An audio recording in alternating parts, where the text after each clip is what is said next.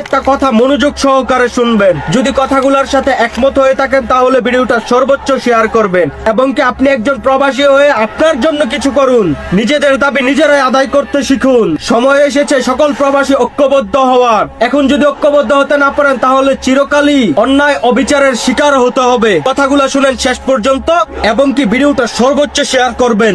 আমি প্রবাসী কল্যাণ মন্ত্রণালয়ের দৃষ্টি আকর্ষণ করছি, বর্তমানে রিয়াদে যে সকল কতিপয় অপহরণকারী সংঘবদ্ধ হয়ে বর্তমানে প্রবাসীদেরকে অপহরণ করার চেষ্টা করছে, এটা অবশ্যই দূতাবাসের কানে এসেছে, কিন্তু তারা আমলে নিচ্ছে না।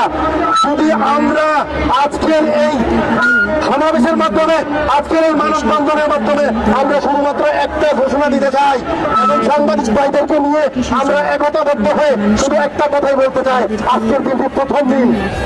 যদি আগামী 2 দিনের ভিতরে অপহরণ বন্ধ না হয়, রিয়াদে অবস্থিত আমাদের অভিভাবক রিয়াদ দূতাবাস এবং সৌদি আরবের অন্য অঞ্চলে তথা জেদ্দায় অবস্থিত আমাদের জেদ্দা কনসুলেটের অভিভাবকরা যদি আগামী 1 সপ্তাহের ভিতরে প্রয়োজনীয় পদক্ষেপ গ্রহণ না করে, তবে আমরা বাংলাদেশের মাটিতে আমরা বসে থাকবো না।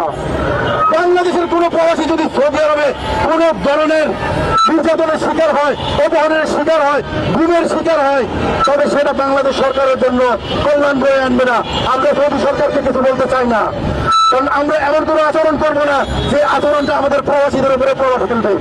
দর্শক, আমরা শুধুমাত্র আপনাদেরকে আজকে এখানে যারা সাংবাদিক ভাই আছেন, আপনারা কলমে লিখবেন, ভিডিও বার্তা দেবেন, সৌদি আরবে অপহরণ হচ্ছে, আমি সেখানে নিজে একজন প্রবাসী, আমি কলমে লিখি, ভিডিও বার্তার মাধ্যমে বার্তা ছড়িয়ে দেই। আমরা মিথ্যা বলছি না, আপনাদের কাছে তথ্য আছে, আমাদের কাছে এখানে 100 জনের উপরে প্রবাসী অপহরণ হয়েছে, 3 জনকে হত্যা করা হয়েছে।